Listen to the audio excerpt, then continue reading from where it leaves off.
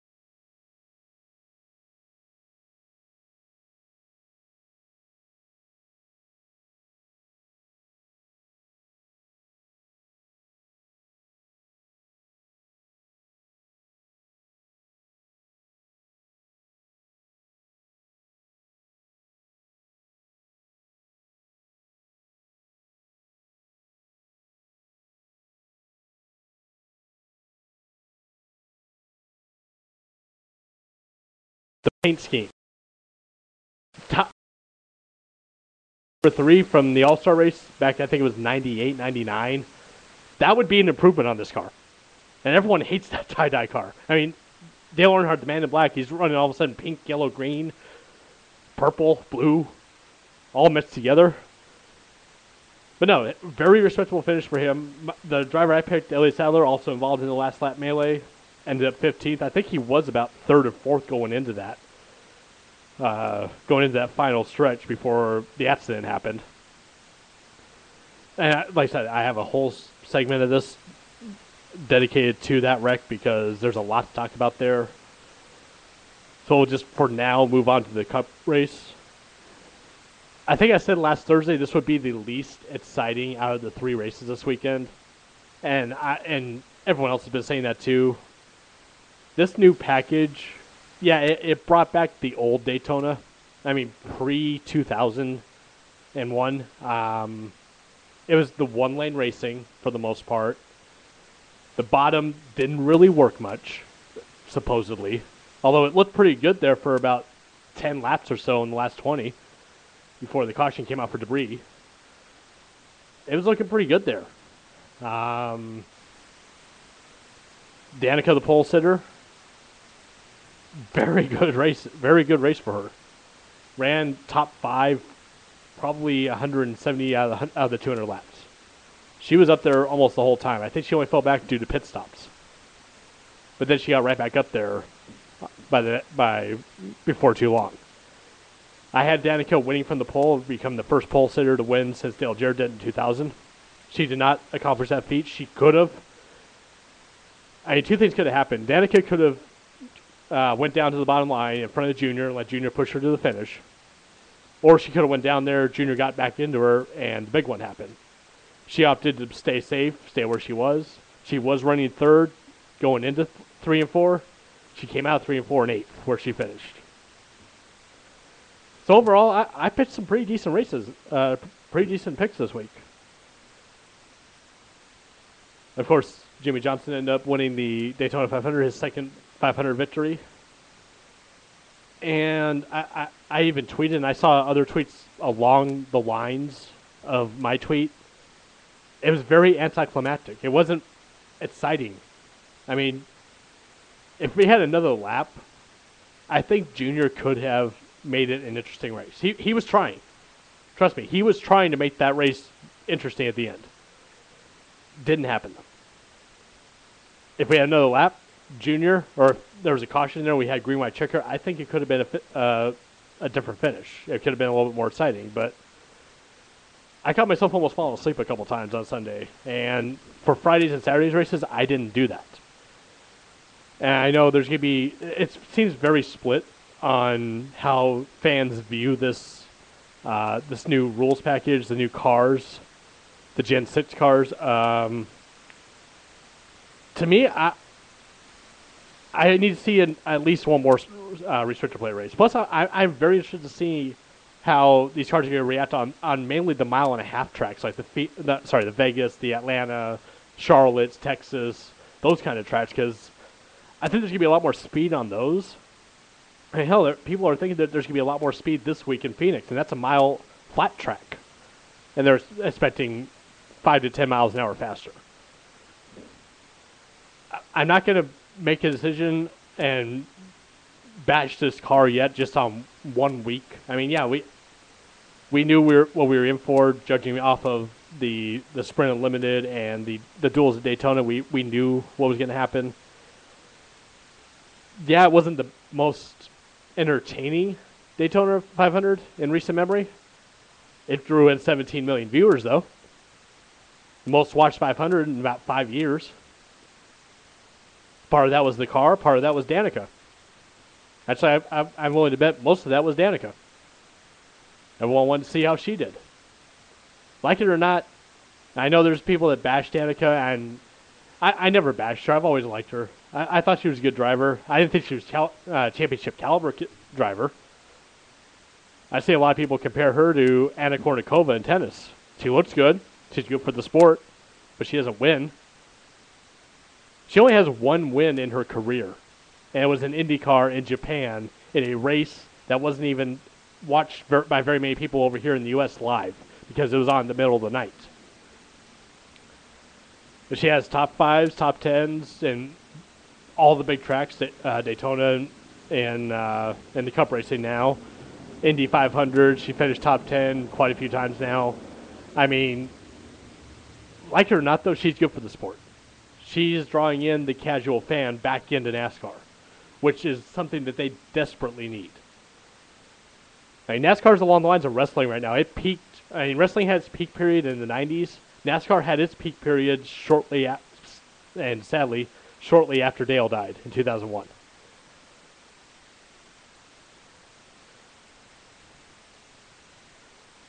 But I'm excited for this season. I want to see where this new car is going to do on some of the other tracks, some of the other configurations.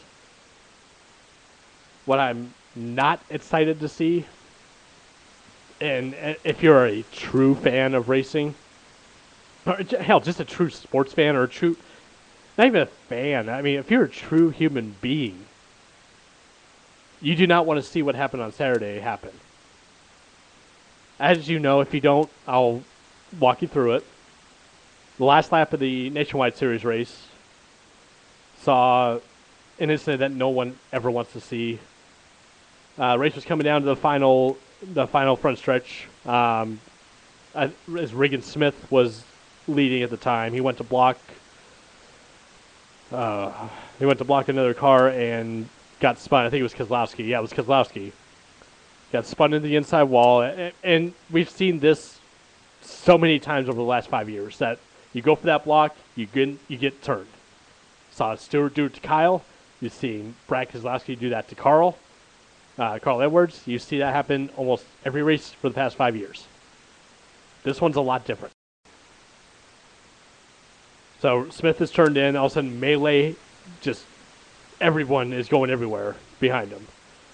The 32 car of a young kid named Kyle Larson, I think he's 19 or 20 years old, spins out, gets airborne into the catch fence. Catch fence does its job for the most part. It does. And for those that are saying that the fence did not do its job, Kyle Larson's car was not in the stands. Yeah, there was a couple pieces that went in, very big pieces. It could have been much worse than it was. But the piece of 32, the whole front of his car was sheared off from the firewall forward. Engine was in the stands. Well, it wasn't in the stands. It was on the other side of the wall. It actually came to a rest right on the other side of the wall. Thank God. His front tires went flying. One actually went into the stands. There was a YouTube video up of a fan took from the stands, and actually the tire landed literally one row right behind him and not too far away. Very, very scary incident. I mean, kudos to ESPN for not just saying, oh, well, we got to go to basketball now, bye.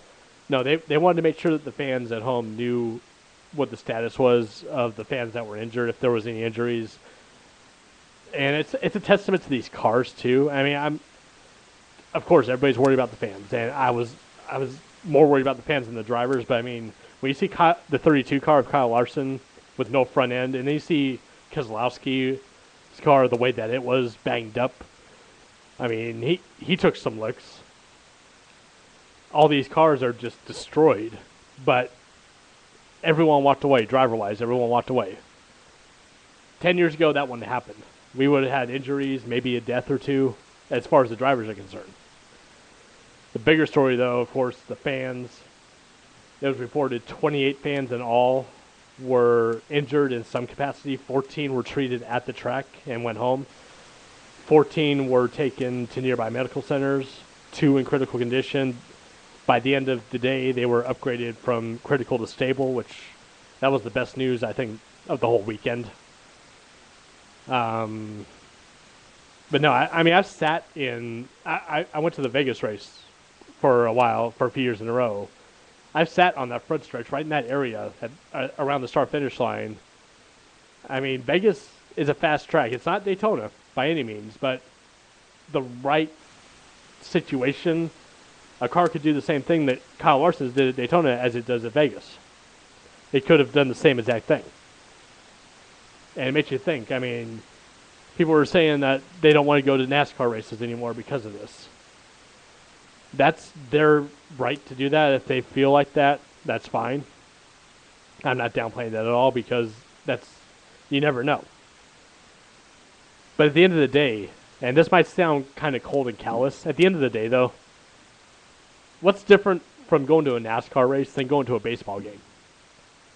I mean, really, there's much more to fear at a baseball game.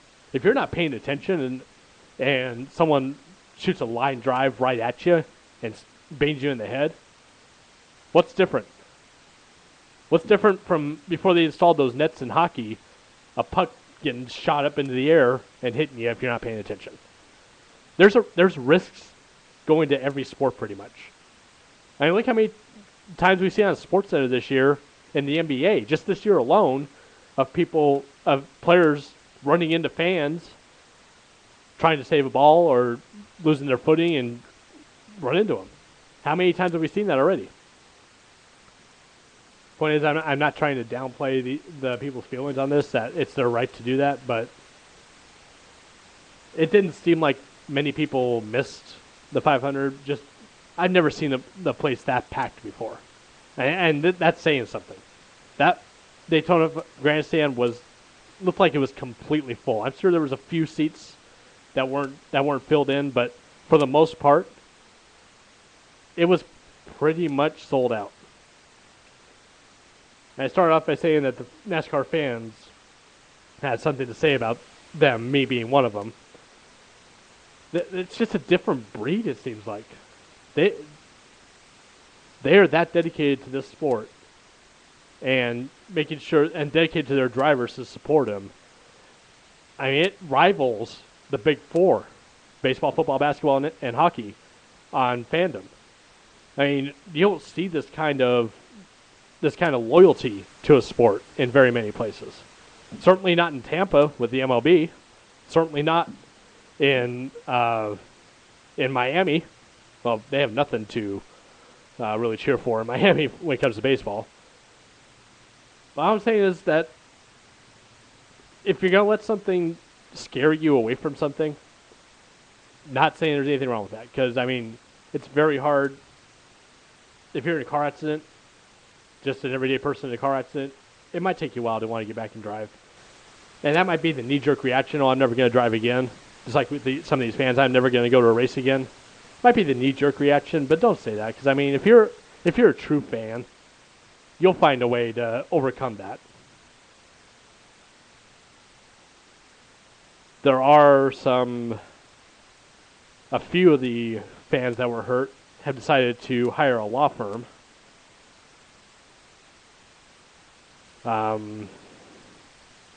You knew that was coming. I mean, I don't know how much of a case that they would have, because I'm sure somewhere on the ticket it says in fine print, we are not responsible for any damage, injury, death. I'm sure that's on there somewhere. And really, it's not. I mean, the fact is, NASCAR has these fences up for safety. Are they perfect? No, nothing is perfect. I mean, if these people win this lawsuit, what's to say that somebody going to a baseball game gets struck by a line drive? Why can't they sue? Well, they didn't have enough protection up. Well, you should have been paying attention.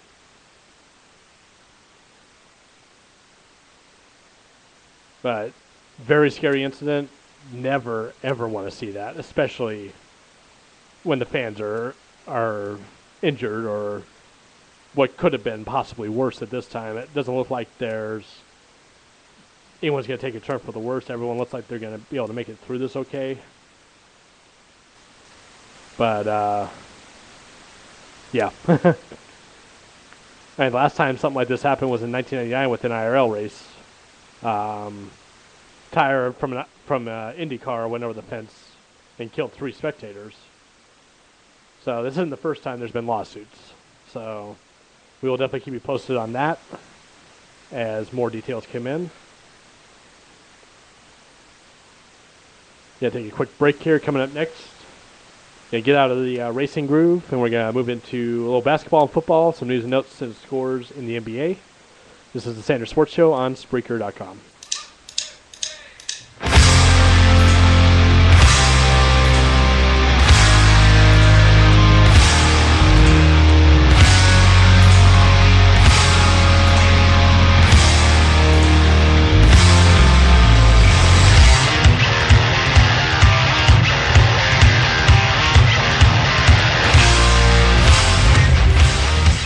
Welcome back into the Sanders Sports Show. If you haven't already, go ahead and go like the Facebook page, facebook.com/Sanders Sports Show. You can also leave me comments here on the Spreaker webpage. And also you can find me on Twitter at SandersD84. Leave me a line, let me know what you think of the show. Any ideas that you want to hear out there, let me know what you think. I do have a couple fantasy type leagues coming up here. I'll let you know more information on those as I get them set up. But we're going to have a bracket fantasy league, of course, as well as we're going to do some MLB fantasy baseball, give you more information, and we'll see how many people we can get in for that. Turning over to the NBA.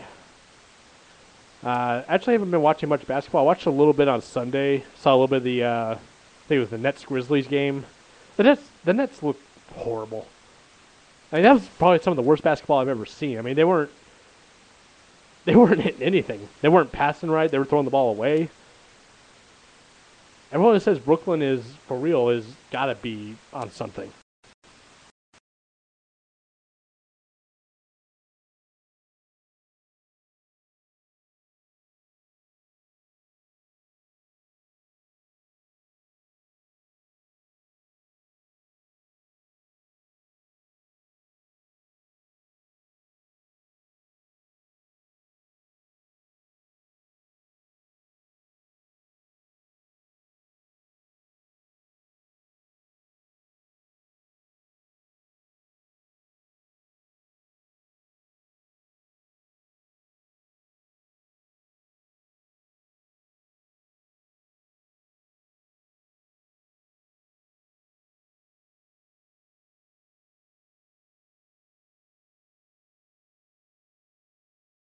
They have 24 more games left.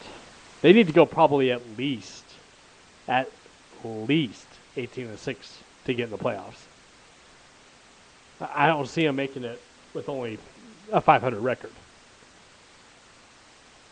I mean, they need, if they win just doing some quick math here, 13 more games,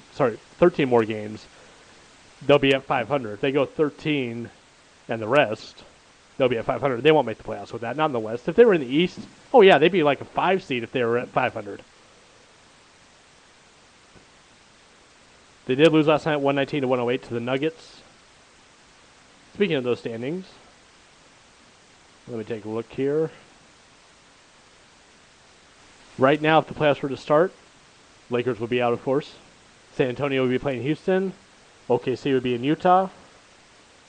Clippers would be playing Golden State. Memphis would be playing Denver. With the Lakers looking on the outside, I don't see that. All right. Looks like we're having sound issues. Hang on. All right. There we go. If you're having sound issues, I do apologize. I noticed that a couple of my users are dealing with some issues right now. It might be on my side. It does look like it is on my side. I do apologize. Bear with me. If it doesn't get any better, everything should be on the recorded version. So if you missed anything, you can always listen to the recorded version. I do apologize about that. But as of right now, it looks like everything is working better now. So once again, do apologize about that. Technical difficulties on my side. But back to what I was saying. Right now, I'm going to be the first to say, I don't think the Lakers are making it. I don't. And the only chance they would have had to make it went away last week at the trade deadline because Dwight Howard, like I said, it's not going to work with Dwight Howard. As much as the Lakers GM wants it to work, it's not going to. What I see happening, I see Dwight Howard walking away this year. At the end of this year, walking away because he's not going to want to deal with that anymore. He's a free agent. He can go sign where he wants. It's a matter of who wants him, though. And I think there'll be plenty of teams out there trying to get him. Brooklyn not being one of them. But I could see Dwight Howard leaving. It might be a blessing in disguise that they did not trade Pau Gasol, though. I think that core of him and Kobe, Nash maybe playing one more year, I think that could get it done. But Dwight Howard has been nothing but a distraction and nothing but a problem since he's gotten there. He's shown flashes of his old self where he was actually pretty dominant. But you don't need flashes. You need him to be that consistently. Another scores around the league last night. Raptors, who were trying to make a push for the playoffs, fell to the Wizards 90-84. Hawks beat the Pistons 114-103. And Boston needed overtime to beat the Jazz 110-107. Coming up to tonight's games, we do have a few games on the docket. Actually, we have 8 games altogether. We got the Timberwolves and the Suns, Magic at the Sixers, Warriors at the Pacers, Kings at the Heat. Should be an easy win for LeBron and the gang. Over on NBA TV, got the Cavaliers and the Bulls. Cavaliers have been playing some of these teams. I mean, they played the Heat very close on Sunday. I mean, the Heat were blown out in the first half. Kyrie Irving led the team back, almost beat them. Watch out for the Cavs. Maybe not next year, but the year after, watch out for them. They're doing something right with Kyrie. I got the Nets and the Hornets tonight, Bucks and the Mavericks, and the Bobcats and the Clippers. Should be a 30-point game there, easily. I got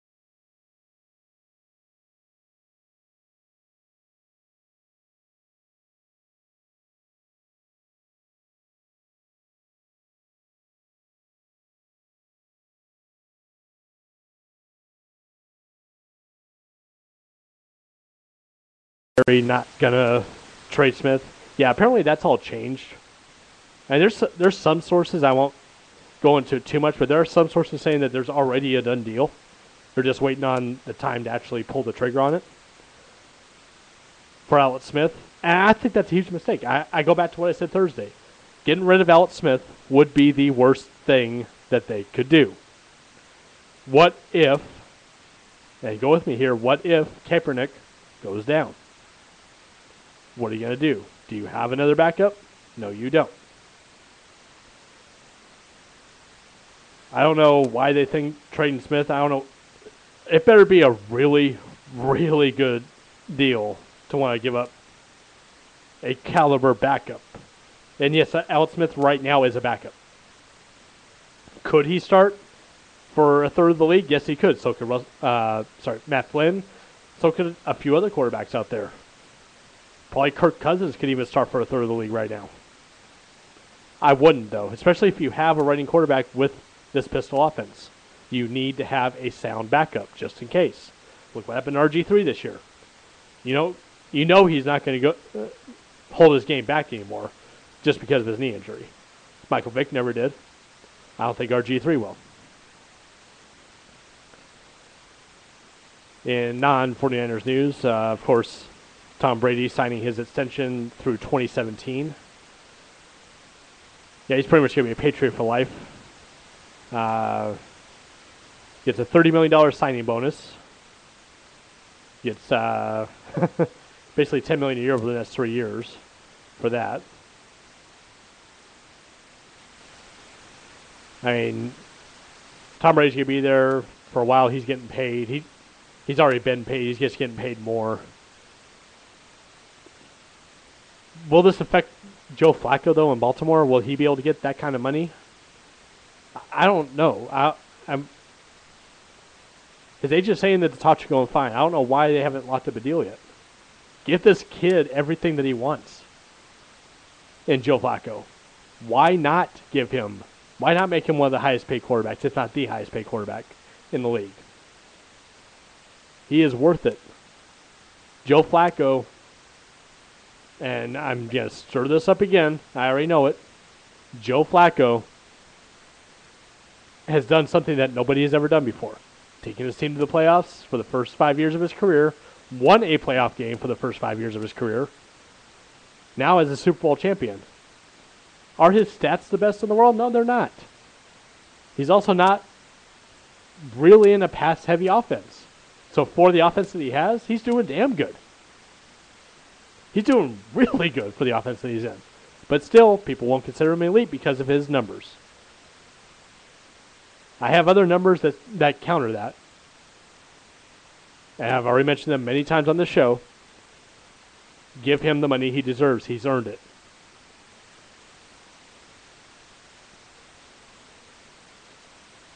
Haven't watched too much of the combine. I know that's been going on. The 40-yard dash record was almost broken a couple times, looks like. Manti Te'o. His stock is starting to go down, but not because of what happened on the off-the-field incident that he had. But a lot of people, I was listening to some of the analysts, they don't think that he's a 3-down linebacker. He's instinctive. He's smart. He's a great defensive player, but not a every down linebacker. That might hurt him in the draft. That might drop him down to the second round by the end of the day. If it does, I would love to see the Cardinals pick him up, lead that defense. Of course, I'd love to see the Cardinals pick up anybody right now. They're such a mess. They're one of those 10 teams that quarterbacks like Alex Smith or Matt Flynn could start for right now. We're going to take another quick break. After that break, got a couple baseball games going on, I believe. We can take a look at the scoreboard. We'll give you the scores on those, and we'll let you know what games are going on. Talk a little baseball and talk a little hockey as well. This is the Sanders Sports Show right here on Spreaker.com.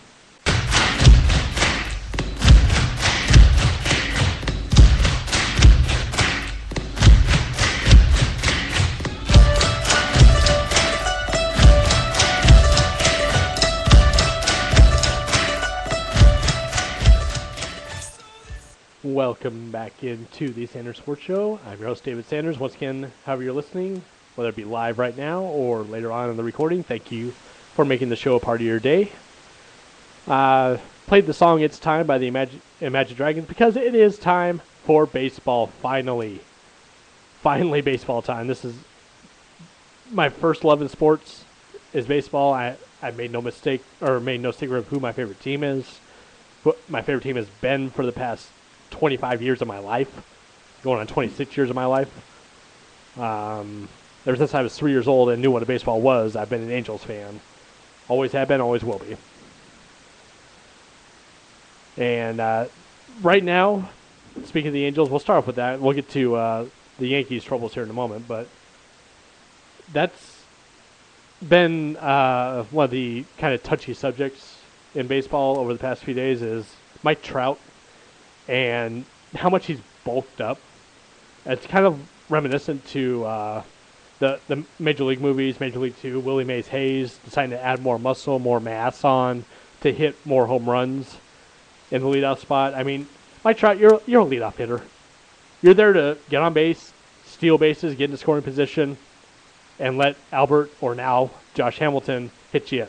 You're not there to hit home runs. If you get a home run, great. More power to you. Don't be trying this. You might have just lost the leadoff spot now. We might have to put Peter Borges in center now. Not the best bat in the world, by far, but he has the speed when he does get on base. I would rather see him as the 9-hitter, because then I think Joe 5 O'Clock somewhere over on Fanalize This last Thursday made mention of this, that it's almost like having two leadoff hitters then later on in the game. You have Peter Borges, who can bunt his way on, beat out a bunt. and then you have Mike Trout up. Now, we haven't seen how much speed that this has cost him.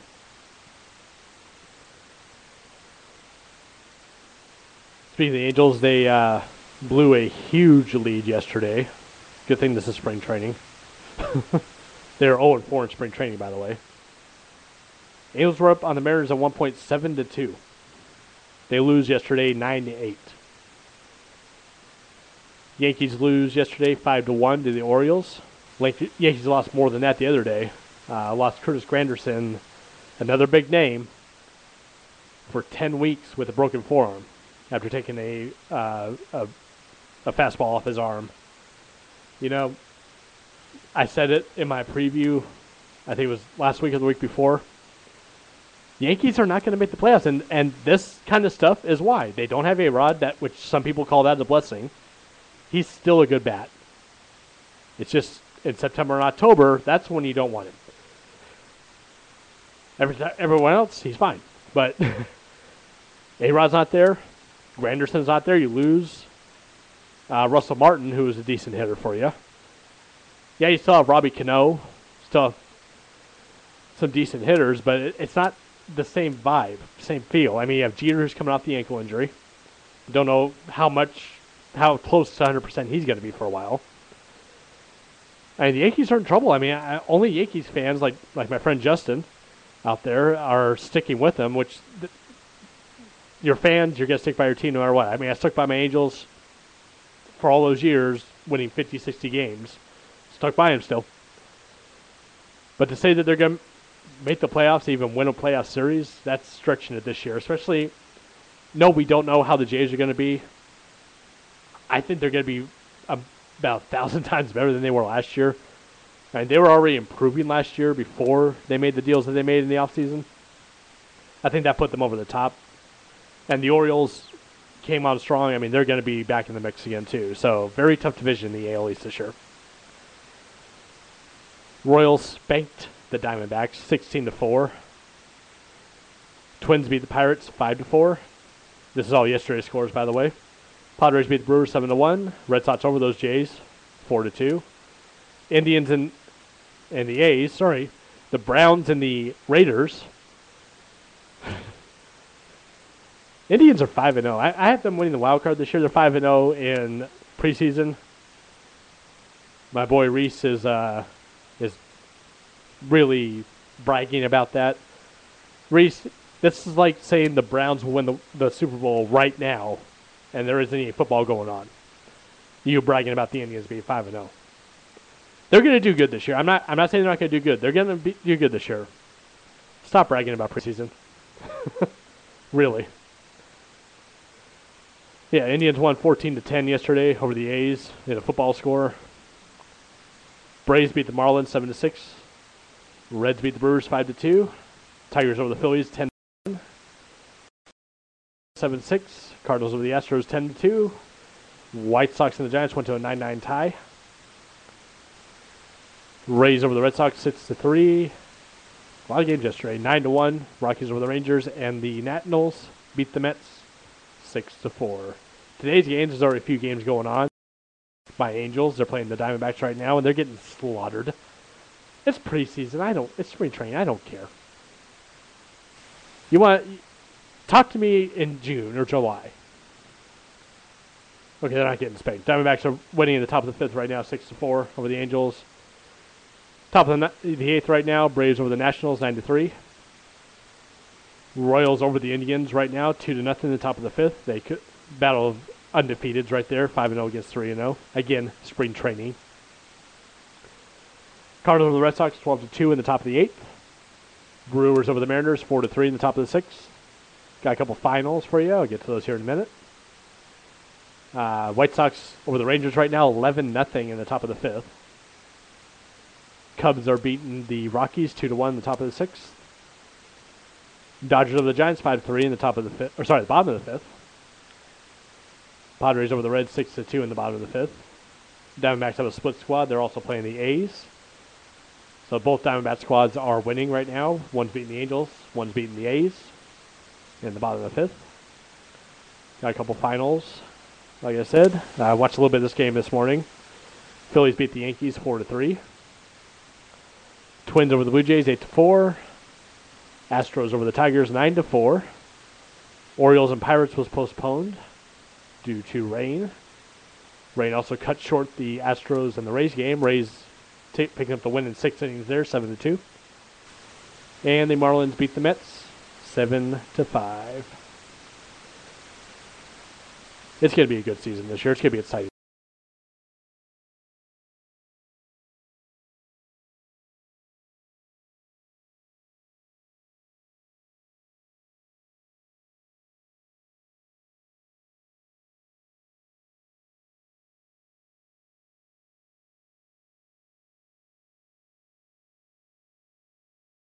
For you. It's going to be unreal.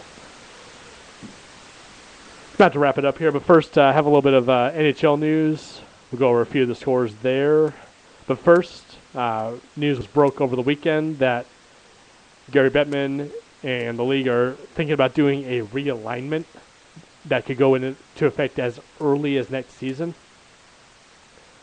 The plan would feature playoff wildcard spots and would see the league go from 6 divisions back down to 4.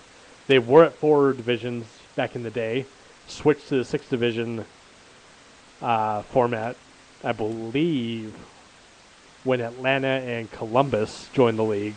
Atlanta, now Winnipeg. Right now, the new plan calls for divisional playoffs, not conference playoffs.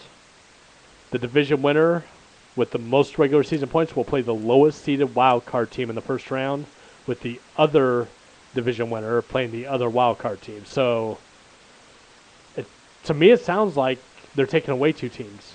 It's going to be kind of like football's playoffs. Not sure how I feel about that, because that's taking away a lot of hockey, a lot of exciting hockey, because that's the best time to watch hockey is during the playoffs, because the intensity, the attitude of the game is just completely multiplied by about a million times. I'm not even exaggerating. If this is true and this goes into effect, this could go into effect as soon as next season. Here's how the divisions would play out. The Eastern Conference would have the Atlantic and Central divisions. The Atlantic would consist of Carolina, Columbus, New Jersey, New York, both New York teams, Islanders and Rangers, Philly, Pittsburgh, and Washington. The Central would consist of Boston, Buffalo, Detroit, Florida, Montreal, Ottawa, Tampa Bay, and Toronto. So Detroit would actually go over where they belong on the East. Right now they're in the West. I believe they're in the Central and the West. So they stay in the Central, but they move over to the Eastern Conference. The Western Conference would be the Midwest and Pacific divisions. The Midwest would consist of Chicago, Colorado, Dallas, Minnesota, Nashville, St. Louis, and Winnipeg. The Pacific would feature, of course, Anaheim, Calgary, Edmonton, LA, Phoenix, San Jose, and Vancouver. I remember a few years ago they were looking at going to a format similar to this, but they weren't mentioning anything about affecting the playoffs at all. So I like the format as far as the divisions. Don't like that there's going to be possibly 2 teams being removed from the playoffs, though. Playoff format, as detailed in the league memo Tuesday, calls for top 3 teams in each division to earn postseason berths, and the remaining 4 spots would go to wild cards.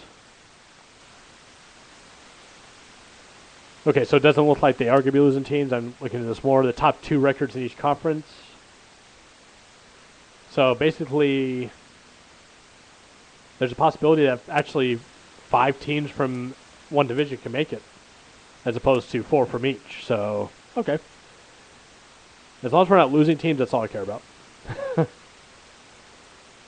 Go over a few scores. My Ducks, oh, my poor Ducks. They're still in first place, but they lost. They snapped their 6-game winning streak last night. That streak was broken by the Kings in a very intense game. Kings just went on fire in the third period, scoring 3 goals to win 5-2. Other games yesterday, Maple Leafs beat the Flyers 4-2. Senators over the Canadiens 2-1 in a shootout. Predators needed overtime to beat the Stars 5-4. And also another overtime game. The Blackhawks beat the Oilers 3-2, which extended their point streak to start the season at 19 games. They haven't lost a game in regulation yet.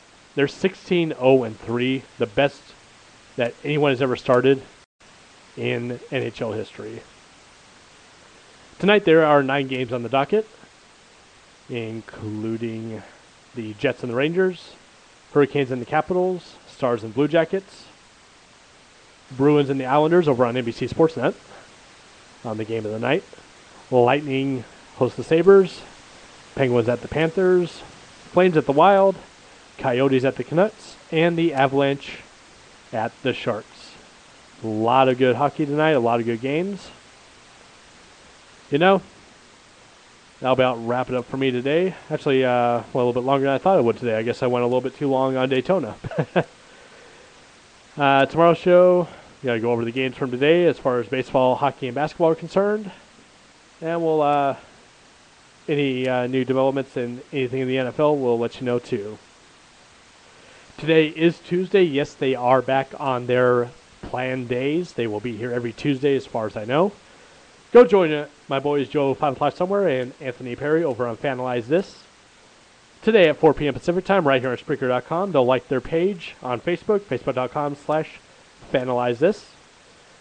Go listen to them argue about their top 10. I don't know what they're going to do their top 10 today, but last week it was pitchers. And by the way, to not have Nolan Ryan number 1 on your all-time pitchers list is an abomination in my eyes. So, Joe, I'm with you. Nolan Ryan, number 1 pitcher of all time. Go check them out today. They're a lot of fun to listen to. They support the show, and really good group of guys over there. Also, if you're a bowling fan, go check out bowlingevolved.com. Keep up to date with the goings-on in the Laughlin Bowling League, as well as the PBA Tour with teams owned by the likes of Chris Paul, Terrell Owens, and more. Go check them out for any updates on the PBA Tour. From the casual bowler to the hardcore pro, bowlingevolved.com has everything you need. That's bowlingevolved.com. That will do it for today. If there's anything you guys want to hear out there, I'm thinking about doing maybe a couple top 10 lists myself. Let me know what you want to hear out there. You can reach me at my Facebook page at facebook.com/Sanders Sports Show. Right here on the Spreaker.com page under each show, you can leave me comments. Also on Twitter at SandersD84. Let me know what you think, and let me know how I can improve, or let me know if I'm doing an all right job as it is. I want to thank you all for joining me today, and we'll be back tomorrow, same time, 1 o'clock p.m. Pacific time, right here on Spreaker.com. I hope you have a wonderful rest of the day, and as always, be good humans out there. Bye-bye.